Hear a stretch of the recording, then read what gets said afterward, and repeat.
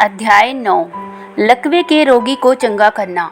फिर वह नाव पर चढ़कर पार गया और अपने नगर में आया, और देखो कई लोग लकवे के रोगी को खाट पर रखकर उसके पास लाए।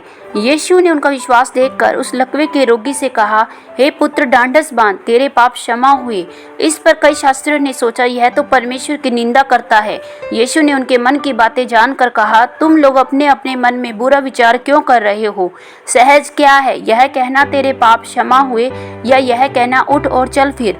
परंतु इसलिए कि तुम जान लो कि मनुष्य के पुत्र को पृथ्वी पर पाप क्षमा करने का अधिकार है। तब उसने लकवे के रोगी से कहा, उठ, अपनी खाट उठा और अपने घर चला जा। वह उठकर अपने घर चला गया। लोग यह देखकर डर गए और परमेश्वर की महिमा करने लगे, जिसने मनुष्य को ऐसा अधिकार दिया है।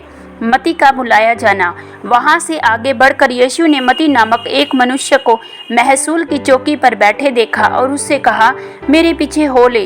वह उठकर उसके पीछे हो लिया। जब वह घर में भोजन करने के लिए बैठा तो बहुत से महसूल लेने वाले और पापी आकर यीशु और उसके चेलों के साथ खाने बैठे। यह देखकर फरीसियों ने उसके चेलों से कहा, तुम्हारा गुरु महसूल लेने वालों और पापियों के साथ क्यों खाता है?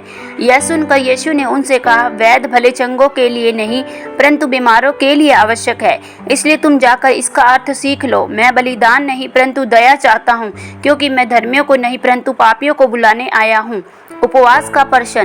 तब यूहन्ना के चेलों ने उसके पास आकर कहा, क्या कारण है कि हम और फरीसी इतना उपवास करते हैं पर तेरे चेले उपवास नहीं करते? यीशु ने उनसे कहा, क्या बराती जब तक दूल्हा उनके साथ है शोक कर सकते हैं? पर वे दिन आएंगे जब दूल्हा उनसे अलग किया जाएगा। उस समय वे उपवास करेंगे।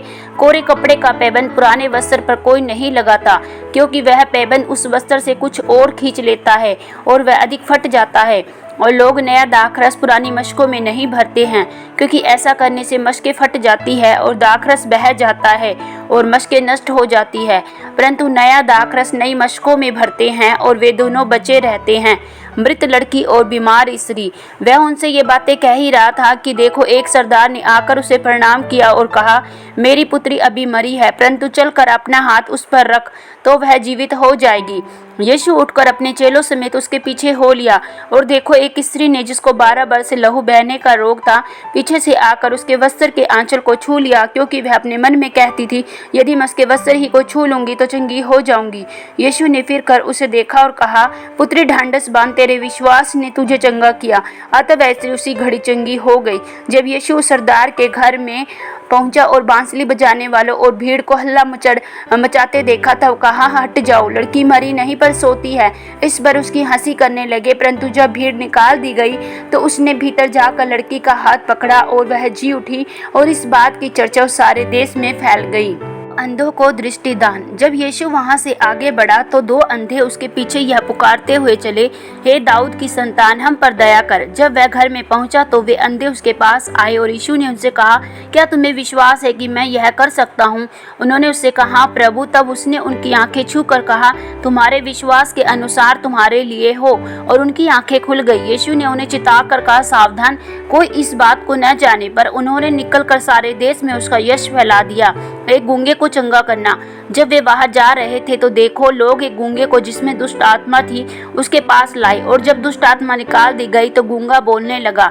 इस पर भीड़ ने अचंबा करके कहा, इजराइल में ऐसा कभी नहीं देखा गया। परंतु फरीसियों ने कहा, यह तो दुष्ट आत्माओं के सरदार की सहायता से दुष्ट आत्माओं को निकालता है, मजदूर थोड़े हैं। यीशु सब नगरों और गांवों में फिरता और उनके आराधनालय में उपदेश करता और राज्य का सुसमाचार प्रचार करता और हर प्रकार की बीमारी और दुर्बलताओं को दूर करता रहा। जब उसने भीड़ को देखा तो उसको लोगों पर तरस आया, क्योंकि वे उन भेड़ों के समान जिनका कोई रखवाला न हो, व्याकुल और भटके हुए से थे।